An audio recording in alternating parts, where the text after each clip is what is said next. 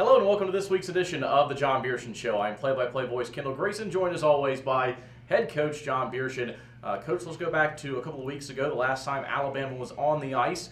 They lost a game on Friday night to Missouri State. They found a victory on Saturday night and then lost to a shootout to Arkansas on Sunday afternoon. So looking back at those three games, the last time your team has been out there on the ice, what are your thoughts overall and how they performed? Well, obviously we weren't happy with the results on Friday and Sunday, but I think if you really evaluate, how the guys competed in the games and, their execution of what we're wanting to do, I think they did a pretty good job of it. So, I think as long as we continue to build, and you can see, I think we're getting better every week, every game, every day, and that's what we want to do. So as long as we continue to do those things, I think you're going to continue to see the results start to go in our favor, especially as we go into second semester and, the guys are more familiar with what we're doing. So, obviously we're not happy with the results on Friday and Sunday, but you have to be, happy and proud and excited to see that we're continuing to build every day. On Saturday afternoon, the team participated in a team yoga session in preparation for Saturday night's game against Missouri State, a game that Alabama won. So, Coach, first of all, what made you make the decision to get the team together and participate in a yoga session, and also how do you think that positively affected the team on Saturday night?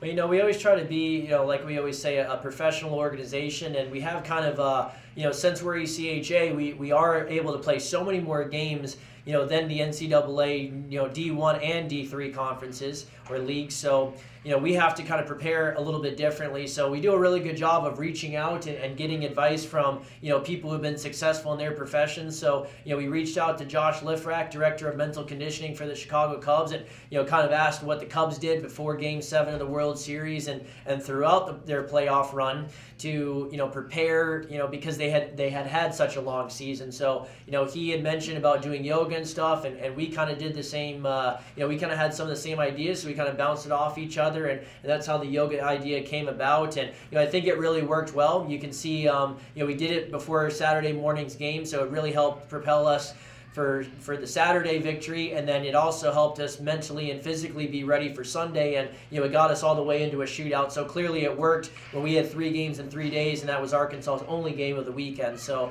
it's an idea that worked, and we will certainly use it in the future. Tomorrow morning, Alabama will be at the BMO Harris Bank Center in Rockford, Illinois, home of the American Hockey League's Rockford Ice Hogs, for a morning skate before they play Iowa State tomorrow night and on Saturday. Coach, we know that back earlier this season for the Buffalo trip, Alabama had a morning skate at the home of the Erie Otters. So first of all, ask about the morning skate in general and what you try to accomplish there, and then also the importance of having it in such a professional atmosphere at the home of the Rockford Ice Hogs.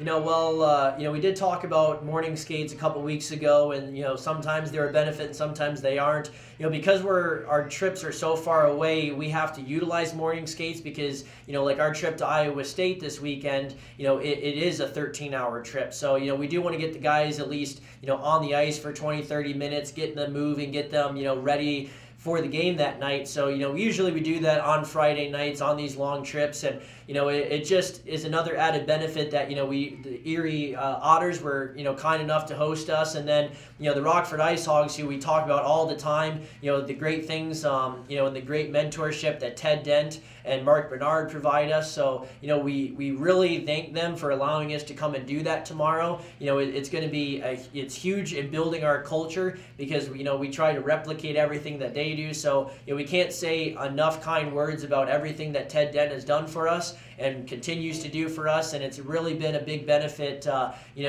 myself and this entire program. So we really look forward to it, and that's something we're going to certainly continue in the future. Last week you appeared on the Tampa Bay Lightning Power Play podcast hosted by UA alum Matt Salmon.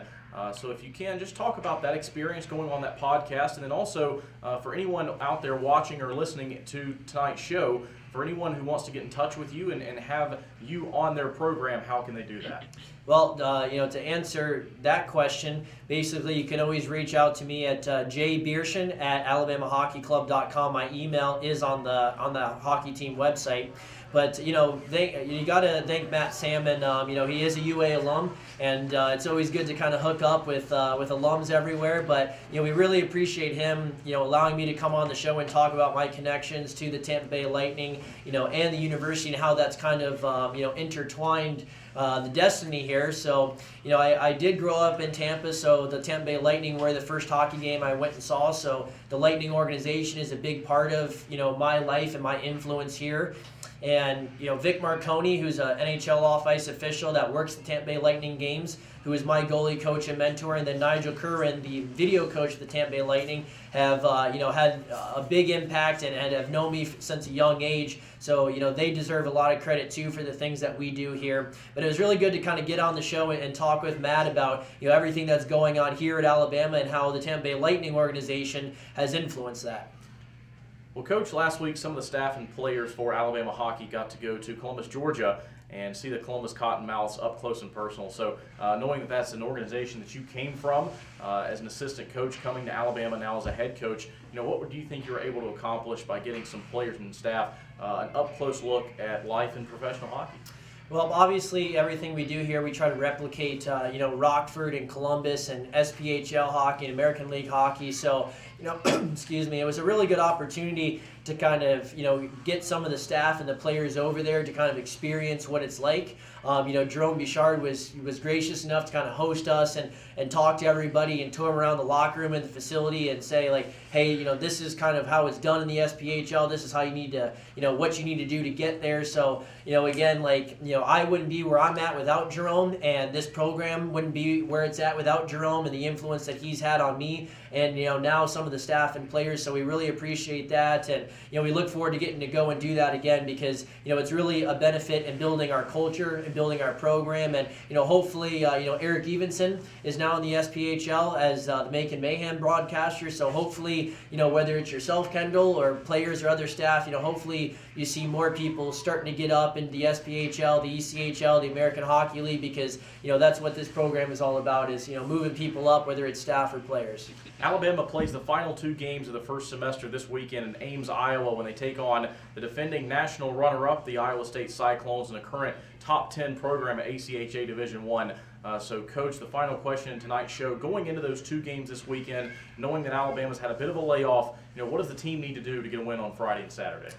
Well, we've talked the last couple of weeks about trying to impose our will and really us dictating the game. So, really we just got to do the things that, we're known for and we want to be known for. We want to get a lot off of zone entries and line rushes for. We really want to transition quickly. Our power play has got to step up, which it's done a really good job of. In the D zone, we got to continue to, have solid D zone coverage. And then, kind of the character things that we always talk about, like hunting the puck really well and blocking shots. So if we're able to do those couple things, it's going to be hopefully a positive result in our favor.